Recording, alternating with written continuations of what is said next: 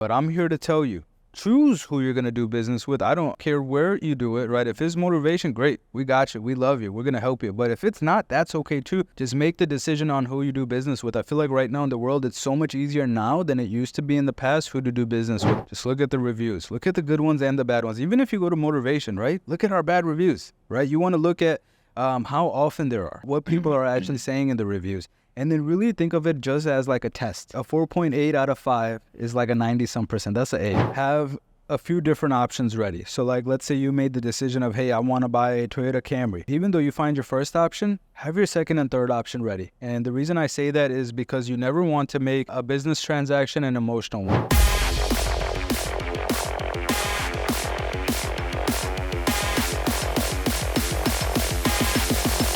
Hello, everyone. Once again, Motorcast episode. I don't know how many episodes do we have. We don't like to keep counting. This is Homer, one of your hosts, and right next to me, I have Rahim, my co-host for Motorcast. My co-host, my friend, and also my what? My partner. My partner in crime. Partner in crime. Welcome everybody to Motorcast. If you're tuning in on Spotify, I appreciate you listening. If you're watching on YouTube, welcome. It's so good to see you. I hope you feel the same way. As always, we're ready for another great episode. I'll take you guys back to the beginning, to the first and second episode, right? We promised you guys entertainment. We promised you guys value. We promised you guys information. Today, I believe we're going to be, hopefully they've all been covering the entertainment portion. If not, I'll bring some of my stand-up comedy bits and start helping everybody laugh a little bit. But as far as value and information, this one is going to be something that can help you in your super day-to-day.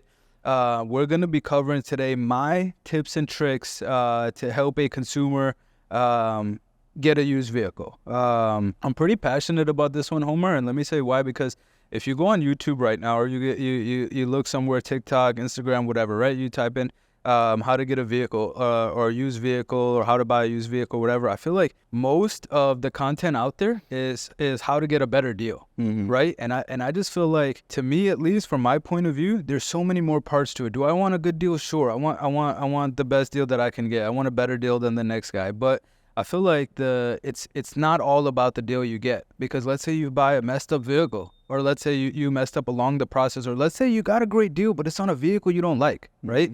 At that point, the deal itself doesn't make any sense, right? So I want to help our car buyers out there. If you're in the market, going to be in the market, I just want to give you my idea of how to make the best decision when it comes to buying a used vehicle. For a new vehicle, of course, it'll be totally different, and I'm not an expert there. But when it comes to a used vehicle, I feel like we're going to be able to give some real tips and tricks, and then we have a surprise piece of value at the end of this video or this audio, wherever you're listening. I want to let Homer jump in and just ask me any questions he has through it.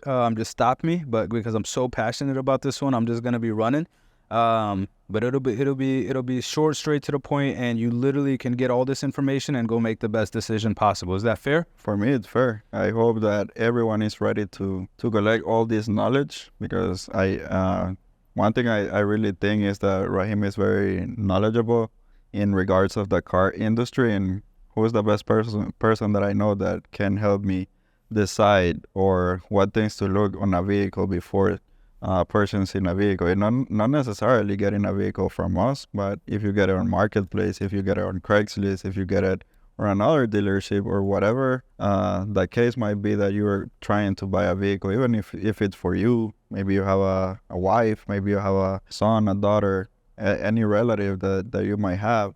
If you can get that vehicle, and Rahim is going to give you and me a lot of valuable information. So one of the first things if I could, Homer, I think one thing that I want to just talk about, what you just said, is number one, why you would listen to me, but why should everybody else listen to me, right? So just to give you guys a little bit of info why I think I am the best source when it comes to buying a used vehicle is, this year alone, I've probably purchased somewhere around, purchased or been a part of purchasing somewhere between 500 to 600 vehicles just this year alone. In my life of the car business, I've probably been a part of selling at least a minimum of 4,000 vehicles. And I do more research on used vehicles. I feel like I do way more research than most people. Of course, if somebody's in the industry and they're a buyer, there's people better than me out there, but when it comes to buying a used vehicle, I just spend so much time in that zone, right? Like, like sometimes when you're bored, you just get on your phone and somehow you just click Facebook or you just click Instagram. Somehow I just find myself at the places where I buy vehicles for us. When did you start doing that?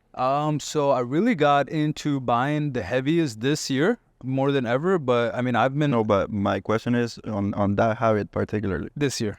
It became so constant. Like there was a point where I guess we had like right around 70 or 80 vehicles and I wanted to take us to 200. And the only thing I could literally think about all day was buying vehicles. It got to a point where I was so obsessed with it where like I would wake up in the morning and the first thing right after I turn off the alarm, before I go and start brushing my teeth, before I even get out of bed, before I even snooze my other alarm that's not right next to my bed, I would log on to the website that I need to log on to see if there was any new deals that morning. Like that's literally how obsessed I got with it. And the other thing that you said is like if you have any family members or anybody else looking, the one thing that I think we forget is the next generation of buyers that's out there, right? Like when you said that, I thought of my little sister. I don't think I love you. I just don't think she's that person that's making the best decision when she's buying a used vehicle. And I'm not even taking into account all the 16 to 18-year-olds now, right? There's so much that's changed. And again, there's so much information out there, but I think everybody's just so focused on the deal and not the process. And one thing that for me, this episode is very important is for two things. One, the fact that we can, for us in Motorcast, it makes sense in so many ways.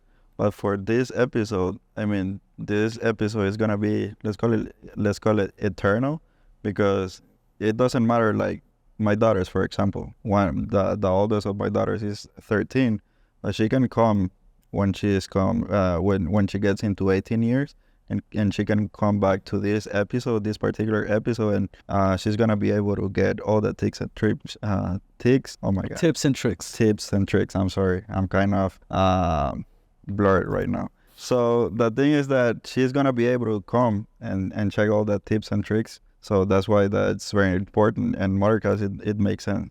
Absolutely. So step one, way before you choose where to buy a vehicle, way before you make an appointment anywhere, way before you even know anything, even before you make a decision of how much you're going to spend, step one is why do you need the vehicle? Figure that out first. What do you need this vehicle for, right? So it's many different things. The last car I bought, it was a gift to myself for my 30th birthday. It wasn't a daily driver. It wasn't a work vehicle. It wasn't something I was going to use for Uber or Lyft or whatever. I think in the last 2 years, I've maybe put 10,000 miles on the vehicle, right? That purchase is totally different than something you would buy, right? You have 2 kids. You have a wife. You guys travel a lot. You drive, I think, at least 100 miles a day, somewhere around there, right? What you're going to be purchasing is going to be totally different than... for example, we had a guest on the episode, Arturo. He owns a business, a construction business. It's going to be totally different than what he's purchasing. So way before you make the decision of how much you're going to spend, what to look for, and all that kind of stuff, why do you need this vehicle? And on other episodes, episodes that we made in Spanish, people are just trying to build credit. And that's why you need that tip is very important.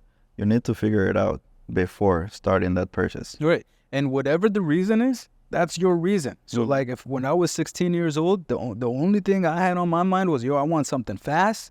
I didn't care about reliability. I didn't care about anything. It needed to look good. It needed to at least look like it was going to drive fast if it wasn't actually going to drive fast, right? So again, is why do you need the vehicle? And that's totally up to you. I'm somebody who needs to see it on paper. So I would just write down, what do I need this vehicle for? Okay, I'm going to be driving 100 miles a day. I drive across state to visit my family. I drive, my work is 1 hour away. I need a fuel saver or, whatever. I live in an apartment complex and I know I'm going to have to park outdoors. Realistically, you probably don't want to have a Yukon if you're parking outside all the time, right? You're barely ever going to find parking. Things like that. Why exactly do you need the vehicle? That's the very first place to start. And be objective about it, but at the same time, be selfish about it, right? What things can't you live without now at the same time, right?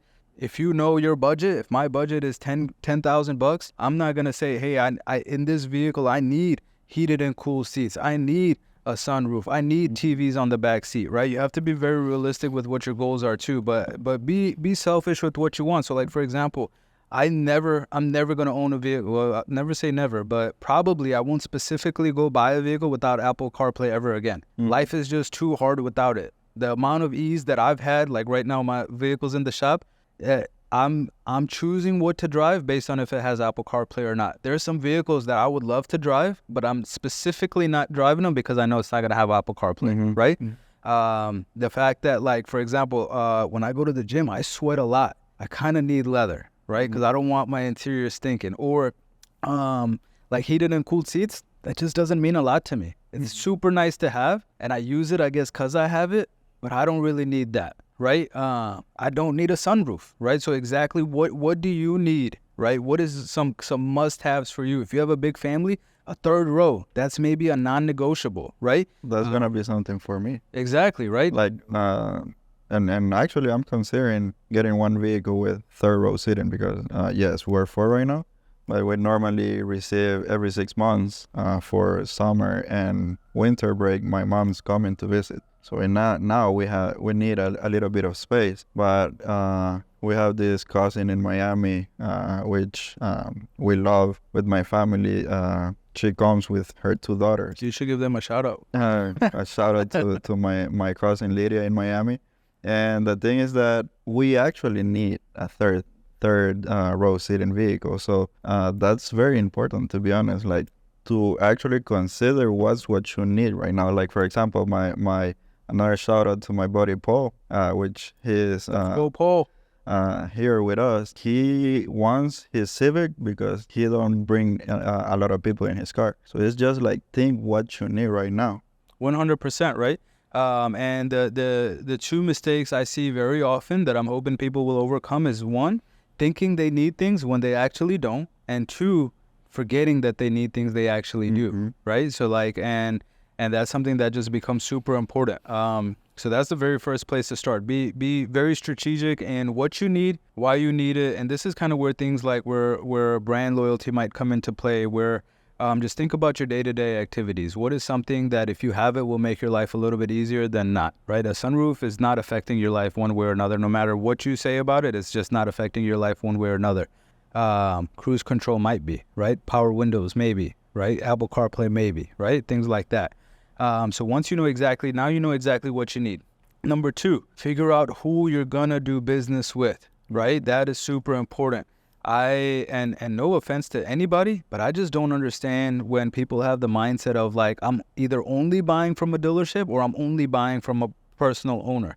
That part doesn't make sense to me at all. To me, I could care less if the vehicle is being sold at, I prefer the dealership, but at the end of the day, if it was being sold by an owner, like if you were selling your vehicle and the rest of the list meets the requirements to do business with you, then I don't see what the problem is, right? Some people that I've met that used to call my cell phone when I was on the sales floor, the moment they would find out I was a dealer, they would just say, I'm not interested. So you like the vehicle, right? You like the price, obviously, because you called me. But because I'm a dealership, you're not looking to do business with me. Why do you think that's happening? Because if I want to be 100% transparent with you, when I'm seeing a vehicle that I want to buy on Facebook Marketplace and I see that's a dealership, I just keep scrolling until I find a person. Why do you think that's happening? I think it's a couple different reasons. Number 1, and I don't know for sure because, again, I'm not all the way that person, but it depends on what people are looking for. I believe if people are looking to buy something to resell, they only want to buy from an owner, right? It's going to be very hard to buy something from an establishment that is looking to make a profit, right? So if that's the case, I totally understand. But like back in the day, I would have clients call me that needed a vehicle for themselves, and honestly, the reasons I've heard why they don't want to buy from a dealer is because, number 1, they have to pay taxes. You have to pay taxes anyway, right? That's just something that you have to do anyway. The misconception is if you're out of state that you have to pay taxes in both states, right? And that's not true. You only pay taxes in the state you're buying from. And I think the other thing might be just the fear. Like, dealerships have such a bad name that it might just be a fear of getting ripped off, right? And that could be it too. But I'm here to tell you, choose who you're going to do business with. I don't care where you do it, right? If it's motivation, great. We got you. We love you. We're going to help you. But if it's not, that's okay too. Just make the decision on who you do business with. I feel like right now in the world, it's so much easier now than it used to be in the past who to do business with. Like, for example, even Marketplace, it gives personal people ratings now, how they've treated people in the past, how the experience was, things like that. OfferUp gives people ratings. You have Google for all the businesses you're gonna go to, and even little things will give you clues. Like if you're, I don't know if people still are doing Craigslist, but that was like my go-to or marketplace. Even that will give you some clues on who you're doing business with. If you're looking at a vehicle and they have their house in the background and things like that, I mean, I think that'll make me feel a little bit better than if it's something different, right? If they're taking the pictures at a McDonald's, right? Who goes to a McDonald's and just decides, hey, right now I want to sell my car and taking pictures there, right? If it's an open parking lot, if you see that, hey, they actually, maybe did some work into the pictures, try to do their best to post this well, that probably is a little bit different person that's selling the vehicle than somebody who just pulled up at a drive-through and was like, yo, let me snap some pictures of my car. I need to sell it, right? So who you're going to do business with is super important. So like for me, when I'm looking at dealerships, for me, where I'm buying is like in the country is very important. So I'm just not going to buy anything up north. Don't care how good the deal is. Don't care how new the vehicle is. Don't care about any of that. I'm not buying anything from up north. Until, like, obviously we're in the south of the country. What's the highest state that you will buy? North Carolina? My go-to has been kind of in the south, but like sometimes, and this is I'll just put myself on blast. Sometimes I'll Google if it snows in the state. Okay. If it snows there, I'm not buying there. That's the rule of thumb for me, because it snows. They probably have to put salt on the road. If they have to put salt on the road, it's probably got a little bit of rust. Not interested in it. And take it from one person that he is born and raised in the north. In Chicago. Born and so raised he knows what he's saying. So yeah, it just a little bit different. I like the southern vehicles, not even just because of the rust thing, but just the roads in the south. In my opinion, they're more flat, and there's a lot more highway driving. And I just feel like highway miles are a little bit better than stop and go city miles. So again, who you're gonna do business with and where you're gonna do business, right? So far now you know what kind of vehicle you want to get, what kind of features are important to you. Are you buying from a dealership? Are you buying from personal? And where you might be doing business, right?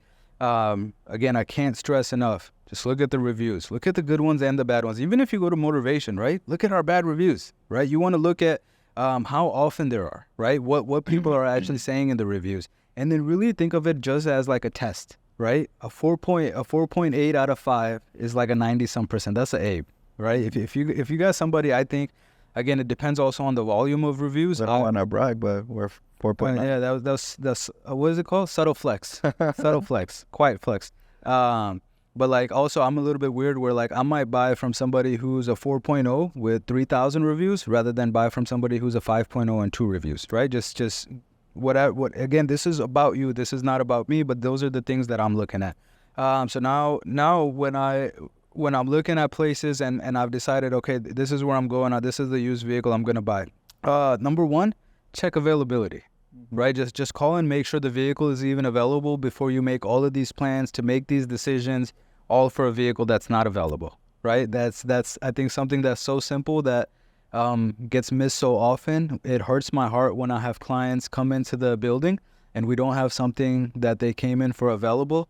And they never called in to see if it's available. I hate that. I wish I could have had a chance to speak with them and let them know before they made the drive. Don't get me wrong. I love to see them, but I just know because I've been in that situation, I hate arriving somewhere and what I came for is already sold out. So that's like pro tip. Just make sure whatever you're looking for is available. Number two, have a few different options ready. So like, let's say you made the decision of, hey, I want to buy a Toyota Camry. Even though you find your first option, have your second and third option ready. And the reason I say that is because you never want to make a business transaction an emotional one, right? Like my last purchase was an emotional transaction and I was okay with that because it had nothing to do with anything other than being a gift to myself. But if I needed a vehicle that was a daily driver, if I needed something to get back and forth to work, if I needed something for my family, work truck, whatever the case is, I don't want to make an emotional decision. I've got to be okay with either A, walking away from that decision, or two, making sure that decision falls off the table. I got to be okay with that option, right? Don't go into it with like putting all your eggs in that basket. Then I would say next is going to be, and really after this phrase, we really could cut the episode, but because I know not everybody is going to take this advice, I'll go into everything else. Get a pre-purchase inspection. If you get a pre-purchase inspection, everything I'm going to say past this point almost doesn't matter. There's still going to be some good tidbits, but I'm not sure why people who buy used vehicles don't get a pre-purchase inspection. Now, you might say, hey, it's super new and it's got very low miles, right? I understand. But just because it's got super low miles and it's a 2023 doesn't mean they couldn't have drove over a curb. Doesn't mean their sister didn't back up into them on the driveway and they had to get it replaced without ever reporting it to the Carfax, right? Just get a used inspection, pre-purchase inspection. Where do you get that? So you can go many different places, right? But I like to pick local shops. I don't like to, my preference is I'm really trying to pick and choose my words very wisely. Like in my past experiences when I've helped people get pre-purchase inspections, it seems like when we choose a franchise dealership, they're so focused on selling the customer something that they'll say whatever is necessary to get them off of our vehicle, right? Or I actually had a situation where the customer got so upset where I think she was buying, I forgot if it was a Honda Accord or a Honda Ridgeline, but it was a Honda. We took it to a Honda dealership to get it inspected. They chose the dealership. We took it for them. And then right after we scheduled it for them, usually what we'll do at Motivation is if you want us to, you can do it all on your own, but if you want us to, you just tell us where it needs to go and we'll make the appointment for you. We'll put your name on the appointment. We'll give your phone number to the service advisor or whoever else is there, and we'll take care of getting the vehicle there for you. As soon as we made the appointment, the person who wanted to get the vehicle inspected, they got nonstop phone calls about that dealership selling them the same vehicle they went to get inspected, and the customer just got really annoyed. They ended up buying our vehicle, but they ended up buying it without a pre-purchase inspection, and I hated that for them because they were following their guidelines, right? They were doing everything that I'm recommending to do. So I really like local shops. Again, it totally depends where you are, but I would pick something local, or maybe let a dealership know. Like if you do end up going to a franchise, I guess what could have gone a little bit different is you don't even need to say it's a pre-purchase inspection. Just say, hey, I want to bring my car in. This is the VIN number. This is all the information you need. I just want to get it fully inspected and see if anything's wrong. I think that pre-purchase inspection gets everybody's gears rolling of like, if you're at a franchise and if that's how they operate, like, oh, let's see if we can sell them something instead. So where can you go? You really can go anywhere. But again, back to how you would choose where to buy. Check out the reviews, see how they do business. Make sure they're treating you right with respect and things like that. Just the basic stuff. And I think most people should be able to go anywhere. If it's a specialty vehicle, choose a specialty shop. Things like that. So if you get this pre-purchase inspection, again, you're covered. And I mean, that's really as far as the video needs to go. If for some reason you don't need to get the pre-purchase inspection, maybe it's funds related, maybe it's the fact that you couldn't find somewhere where you trust, maybe it's the fact that you don't have the time, right? Or maybe it's the fact that whoever you're doing business with, you trust them enough where you don't feel like you don't need to get it. And all that is cool. And if you don't get it, here are the things I would do if I don't get the vehicle. Number one, before I arrive at the dealership or wherever I'm going to look at a vehicle, I'm making sure that I'm going to be there in the daytime, unless you're going to Motivation. We actually have the convenience of having the largest indoor dealership in the Southeast, so it's kind of easy. We're always going to have the lights on. You're never going to be outside. It's not going to be cold weather. It's not going to be too hot. It's not going to be raining, so we got you. But in case you can't go to Motivation and you have to go somewhere else, go in the daytime, right? You just want to make sure you see the vehicle in full sunlight. Or if you go at nighttime, just ask your salesperson, hey, would you mind if we can go ahead and just run this vehicle to a gas station, nearby gas station? Just go to a well-lit area so you can walk around the vehicle, you can see the outside of it, things like that. But ideally, you want to go in the daytime, and you want to go when the weather is nice. Again, you might go when it's raining and things like that. You can't help that. But if you could choose, go in the daytime and go when the weather is, it could be cold or hot, but at least make sure it's not snowing or raining, right?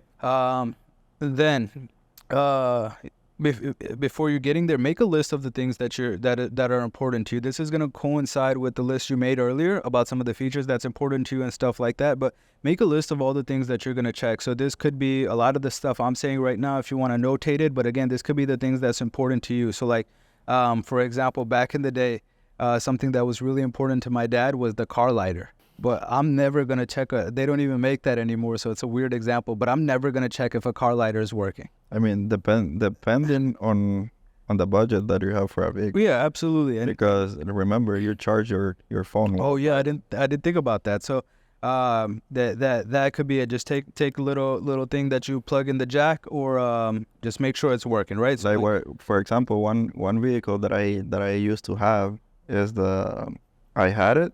It was working, right? The phone charger was working, but when I turned off the car, the charger was still running. oh, right. So the next morning that I was about to start the vehicle, it didn't start at all. It drained it. Yeah, because it drained the battery. So it's still important for some people. So whatever it is that's going to be important to you, write that kind of stuff down, and then just write off the basics. So when I get to look at a vehicle, the first thing I want to do, this is going to be you're really using your five senses, right? The first thing is I want to just start with the visual. I usually will start off on the driver's side of the vehicle, and I will walk my way all the way around the vehicle. I'm just looking for any blemishes. I'm looking for any damage. I'm just looking, and I'm observing, and I'm making my interpretations off that. Again, even if you're not a mechanic, even if you don't do this, you can tell when something's been hit. You can see some damage. You can look at something and be like, man, that looks really wore out, right? For example, you might open the driver's side door and the seat just looks really wore out, right? You just want to look for things like that. And again, you're not looking for perfection, or you're not looking for issues just to find them. You're more looking just to know what's going on, right? A lot of things will give you a lot of different insights. For example, right? You might have a vehicle with a clean Carfax, but you can obviously tell that the front bumper maybe is a different color, different shade of white than the rest of the parts around it, right? Could mean that maybe the vehicle was in a wreck. Could be bad, could be not bad. We don't know, right? I'm not saying just because something like that is there that you shouldn't buy the vehicle. These are just things that you want to observe, right? I'm looking all the way around the vehicle. I'm looking at the inside of the vehicle. A thing that I think for some reason a lot of people forget is looking at the headliner, right? Just pop your hand in there, right? What does it look like in there? If you're going to a dealership, you really want to look at in my opinion, the cleanliness of the vehicle. If they're investing the time and effort to make sure they're presenting a clean vehicle, then they probably care a little bit more. Now that is not true to like, hey, this is the only way, because at Midtown, for example, we sold great vehicles, but we just didn't have the manpower to keep every single vehicle clean all the time. We would have to clean it right when somebody was buying it, right? So just look at the presentation, right? Look around you, right? When let's say you're at a dealership, look around you. Is there a lot of people here? Do the people around you look like they're happy? Do the people around you look like they're bored? Like, what's going on? You right? The energy will tell you a lot. If it looks like that you're probably the only person that's been there that week, it's probably not the best place to buy a vehicle, right? But if everybody around you is smiling, if people are asking you if you want a water or soda, like if they're really there trying to service you, they probably care, right? And they're probably going to take good care of their vehicles. I guess I mentioned the Carfax a couple times, but always ask for a Carfax. I guess that's one thing I skipped over. So even way before you go to see a vehicle, just always ask for the Carfax. A couple things you want to look for is the amount of owners. You want to look for mileage inconsistencies. You want to look for accidents, and also it'll tell you where the vehicle has been its whole life. Just because you're buying a vehicle in Georgia doesn't mean it's always been in Georgia. It could have spent its whole life in somewhere else. You want to look for any accidents. For example, when were the accidents? How bad were they? Carfax will give you an indication of minor, moderate, things like that. And actually, I guess after this video, Carfax might just want to team up with us too, so I can give way more information about a Carfax if they decide to do that. But just how many owners, like even if it's the most beautiful vehicle you've ever seen in your life and it's got 10 owners, it's probably not the one, right? There's a reason why it's been passed around, right? And the most important, like this actually... Most importantly, if the vehicle has had 3, 4, 5 owners and the vehicle has less than 100,000 miles, that's not the vehicle. Right, exactly. Like just look at the ratio, right? And again, just be smart about it, whatever feels right to you. And the most important, like this is something that happened last night, is we had a client come in to trade an Escalade. And the Escalade had 145,000 miles on it, and everything was cool. When we ran the Carfax, though, at some point, it had already gone to 90-something, and then it got rolled back. And then it went from that number on to. I don't think the client even knew about it, so I hated that they had to find out here. But you just want to find out for sure. I've seen some crazy things. Like I've seen vehicles with 300 or 400,000 miles that have been rolled all the way back to 90,000 miles. So Carfax is super important. That's going to protect you. And if you're buying from a dealership and they won't provide a Carfax, that's a red flag. And also on the other side of the example that I gave, if you see a person or dealership that is trying to sell a vehicle, or you're trying to buy a vehicle from them, if it's only one, tops two owners, and it has, I don't know, 190, 200 plus miles, and you see that vehicle has only one or two owners, just think like this. Anyone is going to be taking care of a vehicle for more than 200,000 miles, so probably that's the right vehicle to buy. Absolutely. Before at Motivation, we started buying a lot newer. We were the kings of buying something that was older with tons of miles, but it was one or two owners, right? Like, think about if you do end up getting something with high miles and it's one owner, that person is going to take care of their vehicle way better. What does it take to get to 200,000 miles? It takes a lot of care. You have to do preventive maintenance. You have to take care of your vehicle. You have to put good oil in it, right? It's just going to be probably a little bit better, right, than something with a lot of owners. So yeah, again, back to before you even arrive at the dealership, ask for a Carfax. Then once you get there, you've looked at the outside.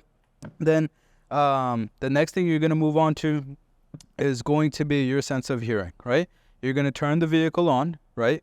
And you can go around to the outside, ask your salesperson, hey, would you mind popping the hood for me? Even if you don't know what you're doing, just listen. Even if you don't pop the hood, just listen.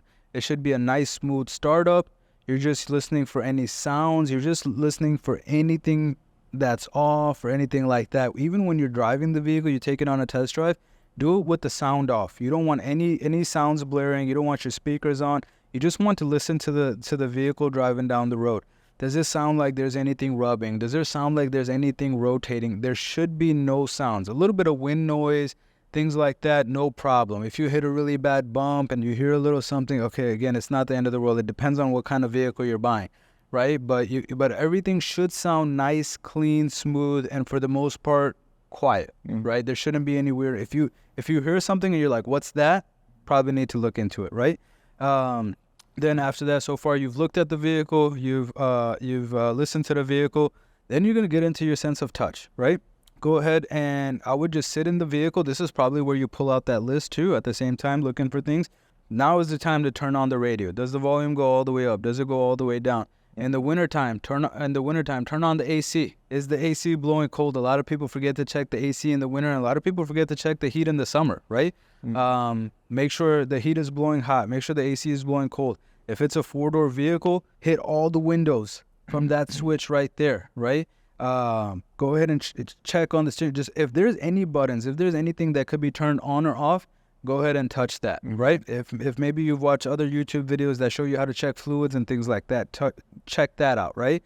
Another pro tip, let's say you're parked stationary, you can turn the wheel all the way to one side and then come out, and you'll be able to look at the tires, at least the two front, a lot easier than if they were under the fender, right? You could pull out a penny, right? And you could put a penny in the tire. If you Google that or you YouTube that, that'll kind of give you an idea of how the tread depth is.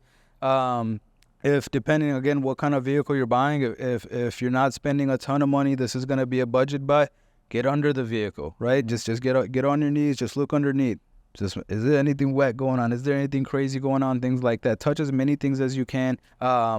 Use even the seat belts that maybe you're not going to use. Just check anything and everything, because at the end of the day, it's a used vehicle, and it's you're not checking from a place of, is somebody hiding something from me? It's more of a place of like for example, there's many vehicles we sell at Motivation that I'm personally not hopping in the back seat and checking the seat belt.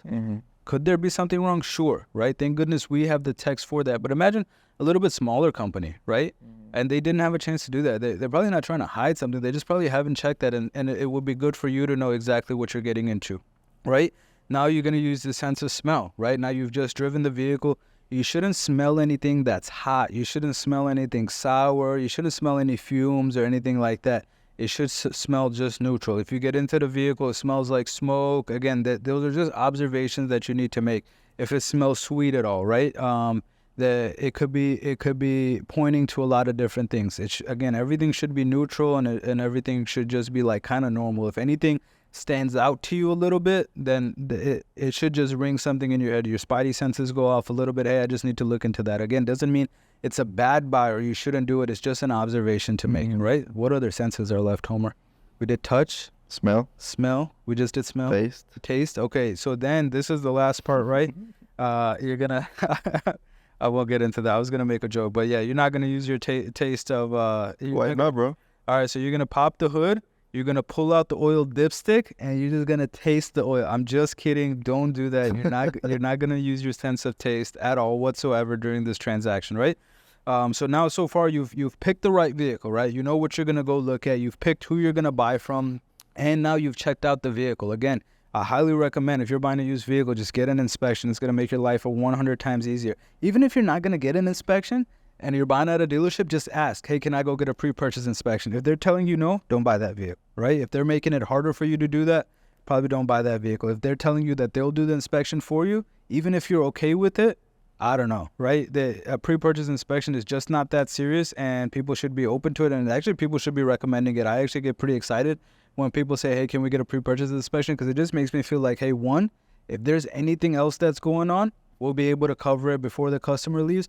But two, that also protects me as the dealer and the client. Mm-hmm. Hey, we both used a third party just to make sure everything was okay, right? Because at the end of the day, it's a used machine and things go wrong. Now you can get into the other parts that might be important to you, like the deal itself, saving money, all that kind of stuff. But when it comes to just buying the vehicle, those are the few things that I would be doing. Just know exactly what you're gonna do. Stick to a list, and stay on course. Right? Don't get off course. If you specifically went to go buy a SUV, don't end up buying that Corvette that's sitting in the showroom. Right? If you specifically went to go buy a 4-cylinder, don't get that Charger. Right? That looks really appealing. Stick to your plan. You made it for a reason. At the same time, things change, and it's okay to change as long as you're making the best educated decision for yourself.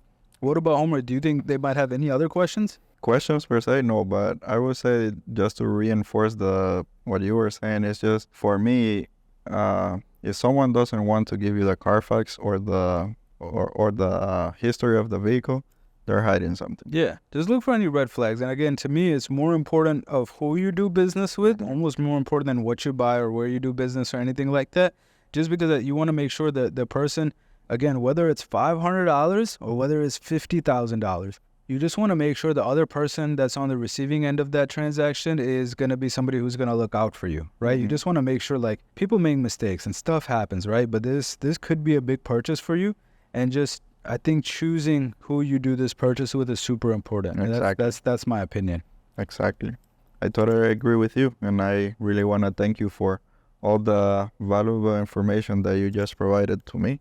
Absolutely. Because I've been learning right now, and also for the customers or people that is going to be watching this Motorcast episode, because we, as Rahim was saying, we wanna think that it's not just fun, it's not just our story, but we want to help people, and this is a way that we can help our audience by telling, don't come strictly to us, but make your list, make your the list of things that you need, and you're gonna be good to go after deciding on making this list that Rahim is saying. And you know what? I'll tell you what too. I don't know if you know my team. I won't just drop Motivation's number and say, hey, ask my team, because I know the team has a lot going on, and I know we have an amazing sales team that they would take it very emotionally bad if you didn't buy from them. So what I'll do, instead of on this episode giving the store number, if you have any questions on how to make the best decision to purchase a vehicle, you can actually just hit me up on my cell, 678-467-2471, or you can email me directly, Rahim@motivationtrucks.com. And I will try my best to hit you back in a timely manner if you have some questions on how to buy your next vehicle. But if again, unless you're in a different country or you're in Hawaii, if you would like to do business with us, you don't actually have to be in Georgia, right? So if you want to do business with Motivation, you can check us out, motivationtrucks.com. And in that case, call my team, 404-939-9010. And I think as a special thank you to everybody, and also, again, as we want to continue to give value to everybody, Homer and I have created Google Docs that we're probably going to link somewhere on the bottom. Homer will have more information. He'll make it very easy to find, but it'll be a Google Docs with my list. This is the list that I would probably make myself if I were to go buy a used vehicle and I didn't know exactly where to start. So it's completely free. There's no funnel. There's nothing that you have to pay. Download it, use it, share it with somebody. If you have kids in different states and you want to make sure they're making the best decision, use that. Hopefully in the future, maybe we can create some partnerships and things like that with other shops, so we can recommend some places for pre-purchase inspections. If you need a pre-purchase inspection, come January 1st, we will be open to the public, and we will be offering pre-purchase inspections to all of the public, and we're excited to do that. Amen. So basically, I want to say thank you Absolutely. for helping the community, the audience, for all the knowledge that you share with us, and I just want to say thank you to you, and I hope that you guys have enjoyed this episode, Rahim. Thank you so much, and if you watch this because you're in the market for a vehicle, I hope you enjoy your new vehicle, and I want to wish you congratulations in advance. Thank you so much. Share it out. We're on YouTube at Motivation Trucks and Spotify. Motorcast. Is it Motivation Trucks on YouTube, right? YouTube, Instagram, TikTok, and Facebook. Motivation Trucks and Motorcast on Spotify. Thanks, everybody. Bye-bye.